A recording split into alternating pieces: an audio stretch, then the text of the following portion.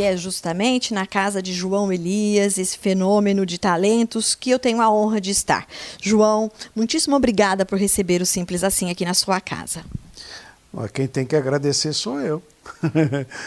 Imagina que você precisa me agradecer. Eu fico feliz em participar do seu programa, mesmo porque eu gosto muito do seu trabalho, eu a respeito muito como profissional de jornalismo e, fora isso, a nossa amizade conta muito, né? Bom, eu queria falar um pouquinho do livro que você acaba de lançar, João, que é uma segunda etapa do livro Causos de Tunico Bento. Como é que foi escrever esse livro? É continuação mesmo da primeira história? Não necessariamente. Eu escrevi o Casos de Tunico Bento, Verdadeiros ou Quase, pela Nelpa, é uma editora de São Paulo. Eu vendi os direitos para a editora. E esse livro fez muito sucesso. Aí a própria Nelpa me pediu um livro já na sequência, no mesmo tema. Então, como no caso de Tunico Bento, Verdadeiros ou Quase, o Tunico tem um afilhado adolescente que o acompanha por onde ele vai, chamado Jesuíno. Na sequência, é mais a história do Jesuíno, desde criança até adulto, certo? Ainda na companhia do Tunico.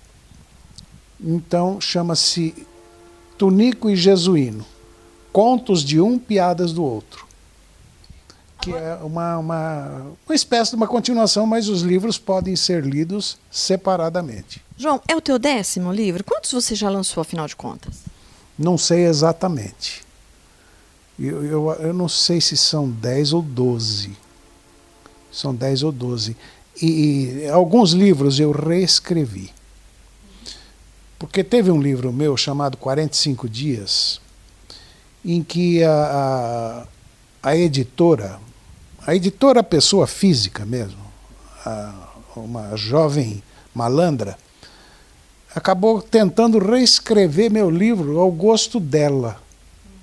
Ficou uma droga, eu só fui perceber depois, entende? Aí então esse livro eu reescrevi e dei outro nome a ele, que é deve sair agora, Diário de um Homem ou Diário de um Amante, né? Que inicialmente chamou-se 45 Dias. E um outro livro que eu também reescrevi foi O Passageiro do Expresso Albor, que eu transformei no Passageiro da Manhã, certo? Ou Expresso da Manhã, que também está na coisa. Agora, eu estou para receber o Monstros, Fantasmas e Anjos. Tudo nessa linha de romance ou pende para o humor? Não, esse é um infanto-juvenil. É uma linha de romance. Eu chamaria novela, né? Porque nós, os brasileiros, temos mania de chamar tudo aquilo que não está na área do humor ou na área, vamos dizer, profissional, né? De romance. Nem tudo é romance. Romance, a própria palavra diz, né? Romance.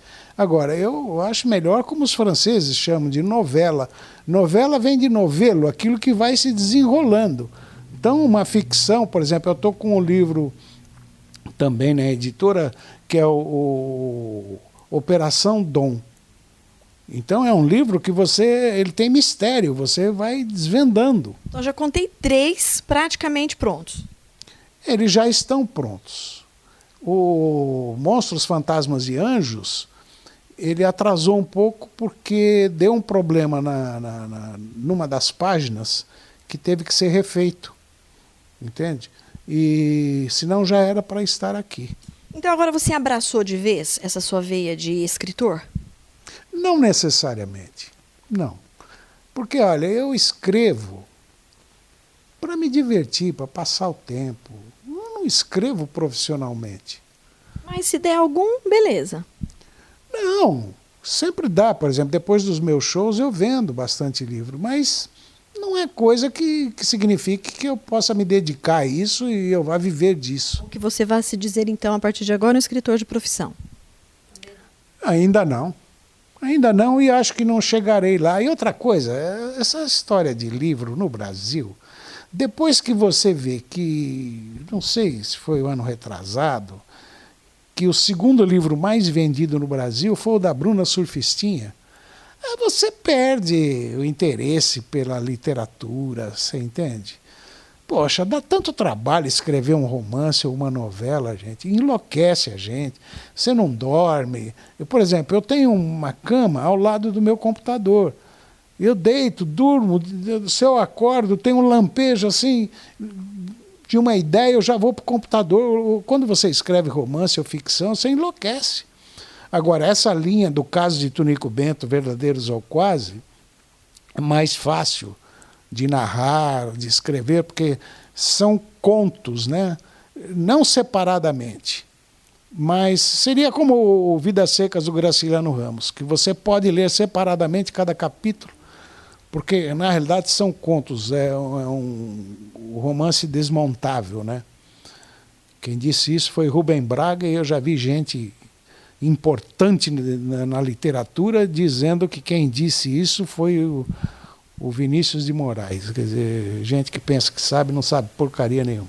Bom, agora eu queria aproveitar que estou aqui na casa do João e aí as pessoas que queiram o livro do João, eu li alguma coisa no Facebook do teu filho que tem a ver com produção personalizada, a pessoa te encomenda o livro, como é que é isso, João? Olha, o Caso de Tunico Bento, Verdadeiros ou Quase, a pessoa pode adquirir pela Nelpa. Pela própria editora. Pela própria editora. É www.nelpa.com.br. E a sequência pode ser adquirido pela NH Digital, certo? Que é o www, isso tem mesmo, né? E o .com.br tem. Então é NH Digital. O HN, eu não estou bem certo. É só digitar também o nome do livro que fica fácil de encontrar, não é isso? Exatamente. Bendita internet, não é, João? Na internet, a internet facilita muito. Hoje a gente não tem que correr atrás de pesquisa e ficar enlouquecendo, né? Ir na biblioteca, ficar pesquisando. Né? Você busca na internet o que é confiável, né? Tem coisa que você já sabe que não é, né? Agora eu queria contar um pouquinho a historinha do João Elias, que tem Antônio no nome. Tem Antônio e tem Oliveira. Então vamos lá, como é que é teu nome inteiro? Antônio João Elias de Oliveira. Nascido em que ano? 44. Que mês? Novembro, sou Sagitário. Que dia de novembro? 23. Eu sou de 19 de dezembro, também sou Sagitário, talvez aí essa sintonia toda. Nós e o Silvio Santos, né? Ainda bem que a gente, tudo gente famosa, né? Que lembrança você tem da tua infância, João? Olha, lembrança de infância, eu tenho boas e amargas, né? Vamos contar as boas. É melhor, porque as amargas a gente carrega para sempre, né? As amargas, é impressionante.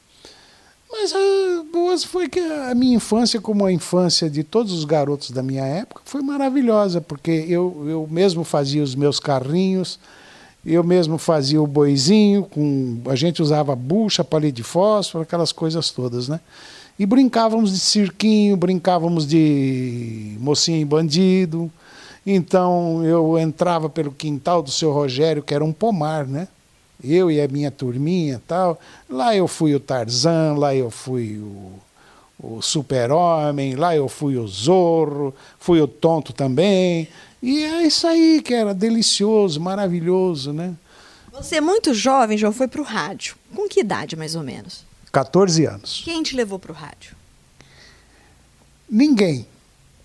Eu fui porque eu acompanhei o pastor da igreja presbiteriana, ele ia almoçar em minha casa e eu acompanhei, mas antes ele passou pela rádio para fazer a mensagem dele.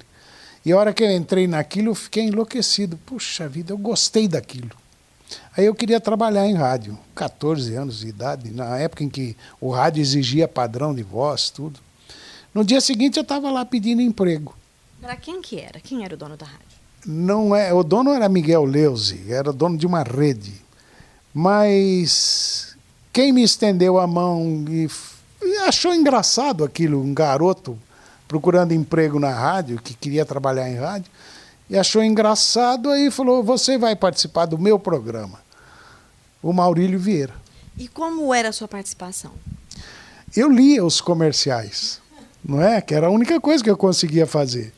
Não é? Eu não tinha experiência em rádio. Aí, até que uma vez ele deixou o programa em minha mão para que eu fizesse sozinho, e eu só conseguia falar, eita belezura, não sei o que lá, vai cantar o fulano, eita belezura. E assim passou o programa inteiro? Assim foi, é. E depois disso pegou gosto? Ah, não, eu já peguei gosto no primeiro dia que eu entrei no rádio, no primeiro dia. E aí virou radialista? Virei radialista. E do personagem de humor do rádio, que inicialmente chamou-se Escovinha, depois Graxinha, eu sobrevivi até antes dele. Aliás, Graxinha, que também tinha na Canaã Itaquaritinga, não tinha? É, eu fiz durante uma boa temporada, já tem 20 e poucos anos isso. Eu fiz lá, foi em 91, 92. Por aí mesmo, eu me lembro. É, e foi o programa de maior audiência da rádio, né? E a audiência em toda a região, são 168 cidades, né? Tinha um patrocínio que não abria espaço para ninguém entrar, porque havia fila de patrocinadores. Foi um sucesso. Mas quando eu voltei a fazer, foi um fracasso. É engraçado, né? É sazonal isso? Olha, o Costinha tinha uma coisa que ele dizia assim, se o programa está dando certo, continue com ele. Não pare e volte depois. Porque aí fica parecendo casa sob nova direção. Nunca dá certo. E é verdade, essa experiência eu tive na Canaã. Agora, em que momento da sua vida de radialista, João, você descobriu que dava para ser humorista? Ah, foi logo no começo. Logo no começo, que eu sempre fui metido a engraçado, a ser engraçadinho, e aí foi a ideia do Leci Pinotti, em fazer o Graxinha, o Escovinha, no programa Olha a Graxa. Ele falou, olha, nós vamos fazer um programa assim, você faz um engraxate, e você engraxa o sapato de um jornalista e ele comenta o assunto do dia a dia e você conta uma piadinha no final. Tal. E aí foi um sucesso, foi tão grande o sucesso do Graxinha na radiodifusora que naquela época inaugurou a Voz de Catanduva. O que aconteceu? Só havia a radiodifusora. Quando inaugurou a Voz de Catanduva, todo mundo foi para a Voz, foi ouvir a Voz. Porque era novidade. E veio, além de ser uma novidade, veio com tudo avançado. Radialistas, equipamento, tudo avançado. Então, o índice de audiência da difusora foi a 0. Só sobrou um pouquinho de audiência na novela Colgate-Palmolive. Porque as pessoas que acompanhavam a novela ainda continuam acompanhando um pouquinho. Mas aí a própria Voz de Catanduva encomendou uma pesquisa e publicou na primeira página do jornal A Cidade. Nos meus 5 minutos, dava 100% de audiência à difusora e 0 na Voz. Aí a Rede Piratininga, sabendo daquilo, pediu ao Leci que me levasse a São Paulo, aí eu assinei um contrato com a Rede Piratininga e não com a radiodifusora, com um salário 3 vezes maior do que o do gerente. Olha só. Ô, João, você tem toda essa experiência do rádio, depois a sua carreira foi te levando para também trabalhar como jornalista, vê se eu estou indo no cronograma, na cronologia correta. Depois jornalista, depois você atuou com um programa de humor também em emissoras de televisão, na Globo, agora recentemente na Record. Como é que você avalia toda essa tua vida? Como é que você avalia toda a sua tua experiência que você adquiriu em tantas áreas? Você tem talento para escrever, para contar piada, para pintar, né? Que aqui na sala até tem algumas telas que o João mesmo pintou na sua fase de artista plástico. O que é que você diz para a gente sobre isso? Gislaine, é incrível. Eu acho que eu não vi resultado nenhum. Não. Olha, sou pintor, eu me inventei pintor. Porque eu não consegui ganhar a vida como pintor. Eu me inventei como comediante. Não consegui ganhar a vida como comediante. Me inventei escritor, porque é tudo invenção minha. Eu acho que eu não nasci escritor, não nasci... Como assim invenção sua? Você tem dons. Ah, que dons! Eu botei na cabeça que eu ia ser radialista, fui. Botei na cabeça que ia escrever em jornal, eu fui. Mas agora retorno eu não vi nenhum até hoje.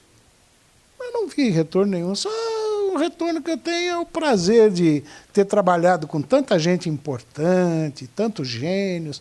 Afinal, fiz parte do maior elenco de humor da televisão brasileira, né? Que é a Escolinha do Professor Raimundo. Essas coisas, tomar cafezinho, batendo papo com Tom Jobim na padaria. Isso, na tua opinião, não seria um retorno? Mas, minha filha, o negócio é o seguinte. A gente primeiro tem que estar com a barriga cheia, certo? Aí depois vem o resto da alegria. Agora, o gostoso é quando você desenvolve um trabalho e ele te dá um retorno financeiro para você sobreviver daquilo que você gosta de fazer. Agora, se você perguntar para o Ronaldo Fenômeno qual a avaliação dele na carreira dele, ele vai te dar uma avaliação positiva, certo? Em compensação, eu tenho amigo que jogava futebol, era fenomenal, e, no entanto, não teve retorno nenhum naquilo. Você acha que faltou, então, esse reconhecimento convertido em dinheiro, em pagamento, como é que eu vou dizer, em dividendos ao teu trabalho ao longo de todos esses anos? Olha, nem vamos dizer em muito dinheiro, mas o suficiente para você ter uma vida tranquila. Porque a vida da maioria dos artistas é uma vida insana. Instável. Insana. Porque o cara, para ser artista, ele tem que ser louco. Porque o sujeito, ele não tem uma estabilidade. O Gugu acabou de ser mandado embora da Record. Agora ele está trilhardário, né? Ele pode parar de trabalhar, os filhos dele vão usufruir de tudo isso, a fortuna dele não acaba. Mas agora, você trabalha em televisão, por exemplo. Todo mundo vem, pô, mas você trabalha em televisão, você trabalhou com Chico Anísio. Trabalhei.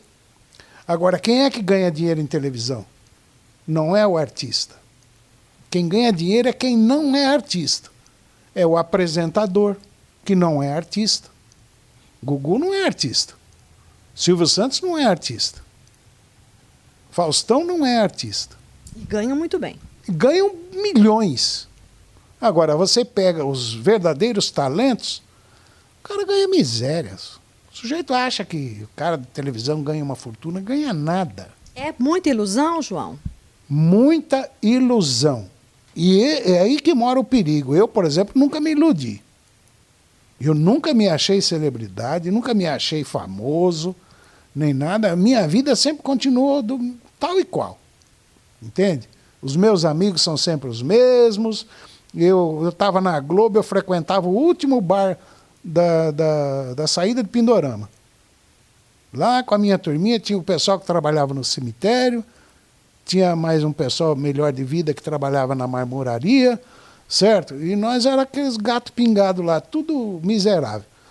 Eles falavam, mas você está na Globo e aqui conosco? Bom, o meu mundo é aqui.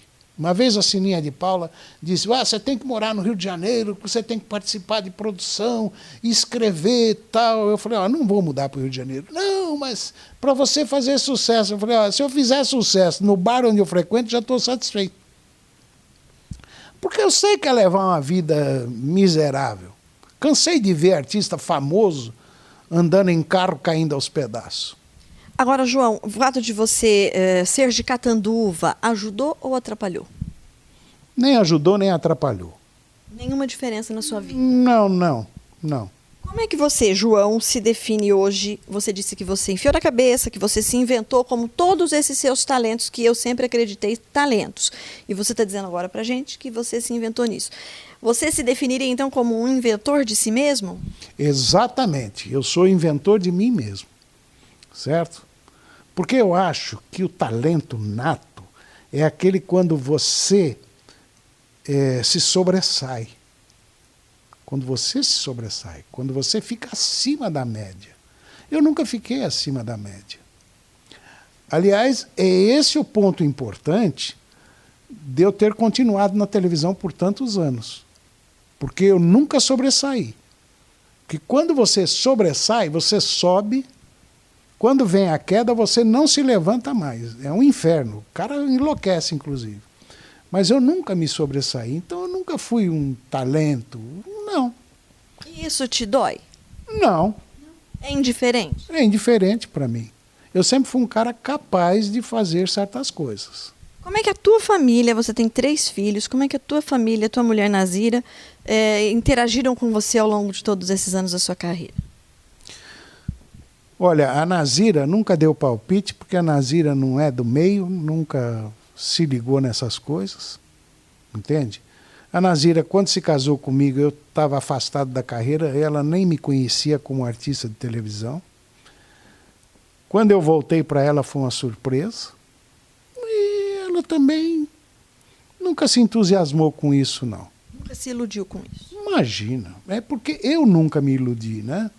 Então eu não passei isso para minha família. Já o meu filho João Márcio, ele acha que eu sou um gênio, né? Ele está enganado. Uma hora ele vai cair na real. Não desiluda o menino assim, João. Ué, mas ele acha que o pai é genial. E os outros, não são? Os outros são geniais. Não é maravilhoso ter um filho que nos acha genial? Tudo bem, ele é meu fã. Não é? É o João que interage com você nos seus esquetes, nos shows? Não, era o Paulinho que eu usava, é o mais novo. Mas ele não quer saber disso mais, não. Perdeu o amor à causa. Não, ele é advogado, o negócio dele é outro agora. Agora, João, o que é que o futuro te reserva? um bom plano de saúde e um outro plano funerário. O que é que o João faz hoje no dia a dia? Nada. Nada. Não estou escrevendo, né? Não estou pintando. Eu estou numa fase assim de absoluta preguiça mesmo, sabe?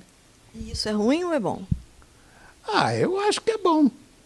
Né? Tá me faltando agora sair para pescar um pouco, pegar uns lambari, né? A hora que chegar a época aí, eu quero aproveitar com o meu amigo Canecão. Que é teu parceiro também em alguns programas. É, Canecão, nós fizemos muitos shows juntos. Eu sou fã dele. Eu acho que ninguém melhor do que ele para contar uma boa piada caipira, sabe? Agora, João, a gente passou aqui na nossa conversa, né? Já tem um tempão que estamos batendo esse papinho. E lógico, você não contou nenhuma piadinha. Quando alguém te pede para contar piada, você fica irritado? Fico. Então eu não vou pedir, tá bom? A gente vai encerrar sem contar piada, tá bom? Depois dessa, né, João? Não, eu tenho algumas coisas que eu tenho ouvido ultimamente, eu tenho achado interessante. Acabei de ver no Jô, acho que foi esses dias, que ele disse, cuidado que a vida é um perigo, ninguém sai vivo dela. Não é? E uma piada que o Derico contou para ele contou na televisão, eu achei legal, que o sujeito foi visitar uma fábrica de látex, né, que fabrica bicos de mamadeira, né?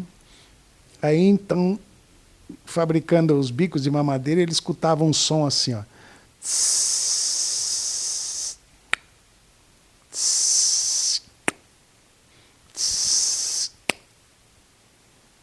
Aí ele foi para a seção de preservativos.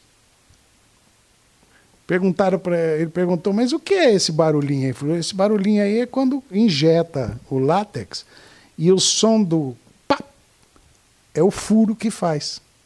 Aí ele foi visitar a fábrica de preservativos, a seção, e então ele ouvia.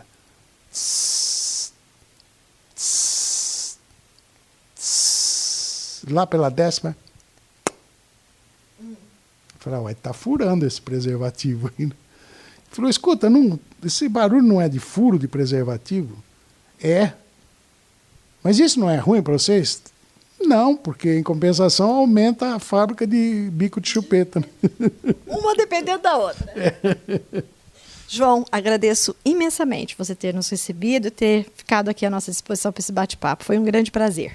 O prazer foi meu, muito obrigado. E um grande abraço a todos vocês que estão assistindo aí.